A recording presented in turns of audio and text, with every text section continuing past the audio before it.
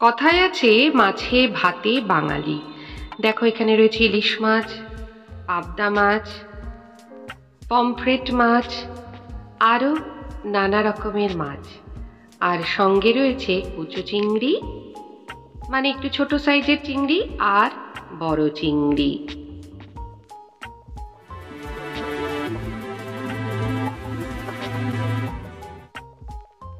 আমি পৌঁছে গেছি গড়িয়ার হাটের বাজারে।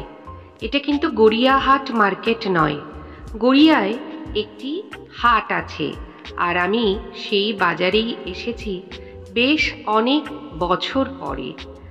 আমার বাড়ির লোকটি আমাকে নিয়ে এসেছে ইলিশ মাছ কিনবে বলে, কারণ আমি নাকি ইলিশ মাছ ভালো চিনতে পারি। হাটে কিন্তু মাছ সবজির সঙ্গে সঙ্গে নানা রকম পোশাক আশাক আরও দৈনন্দিন টুকিটাকি সব কিছুরই দোকান আছে। নামে হাট হলেও প্রতিদিনই কিন্তু এই বাজার বসে থাকে। যেহেতু মাছ কিনবো তাই প্রথমেই চলে এসেছি মাছের বাজারে। এখানে নানা রকমের মানে নানা দামের ইলিশ আছে। 400 থেকে শুরু করে 500, 600, 800, এমনকি 2000 টাকা কেজিরও ইলিশ মাছ সেদিন দেখেছি। তবে সেরকম গুণমানে ভালো মাছ আমি পাইনি। ইলিশের সাথে সাথে এখানে কিন্তু রুই, কাতলা, ভেটকি, পাবদা, বহু মাছ রয়েছে। বাজার করার অভিজ্ঞতাটা আমার ছোট থেকেই রয়েছে।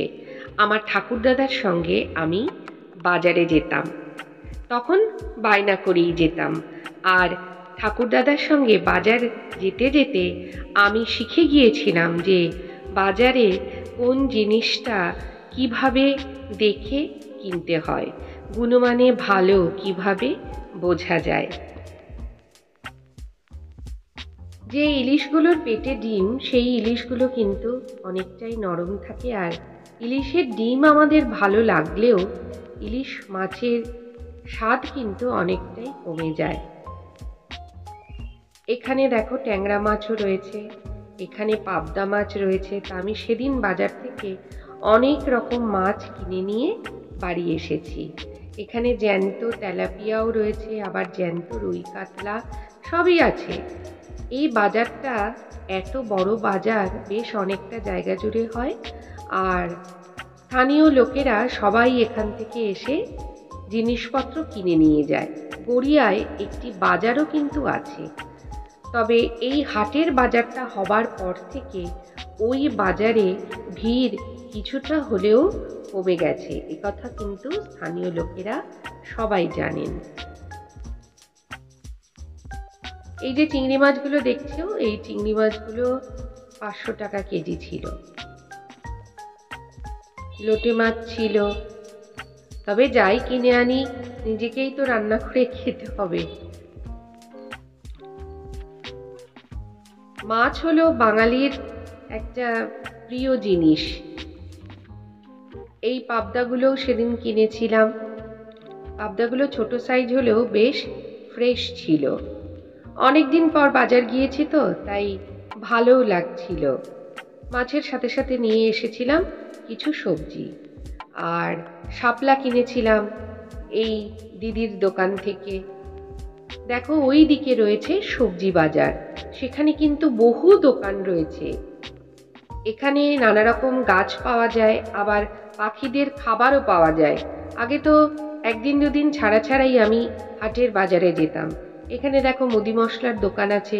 অনেকে কিন্তু এখান থেকে জিনিসপত্র নিয়ে এসে পাড়ার দোকানেও বিক্রি করে, মানে পাইকারি দামে এখানে বিক্রি হয় জিনিসপত্র। আমি যখন এই হাটে যাই তখন আমার ছোটবেলায় পড়া রবীন্দ্রনাথ ঠাকুরের হাট কবিতাটা মনে পড়ে যায়। কুমোর পাড়ার গরুর গাড়ি, বোঝাই করা কলসি হাঁড়ি, গাড়ি চালায় বংশী বদন, সঙ্গে যে যায় ভাগ্নে মদন।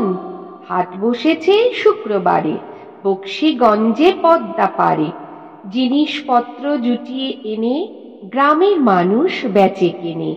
উচ্ছে বেগুন পটল মূলো, বেতের বোনা ধামাকুলো, সর্ষে ছোলা ময়দা আটা, শীতের র্যাপার নকশা কাটা, ঝাঁঝরি করা বেরি হাতা, শহর থেকে সস্তা ছাতা, কলসি ভরা এখো গুড়ে, মাছি যত বেড়ায় উড়ে, খড়ের আঁটি নৌকো বেয়ে আনলো ঘাটে চাষির মেয়ে, অন্ধ কানাই পথের পরে গান শুনিয়ে ভিক্ষে করে, পাড়ার ছেলে স্নানের ঘাটে জল ছিটিয়ে সাঁতার কাটে। কাদের কাদের ওখানে এখনো হাট বসে অবশ্যই কিন্তু কমেন্ট করে জানিও। নতুন বন্ধু হলে চ্যানেলটিকে সাবস্ক্রাইব করে পাশে থেকো। আজকে আসি, আবার নিয়ে চলে আসব নতুন কোনো ভিডিও। ততক্ষণ সকলে ভালো থেকো।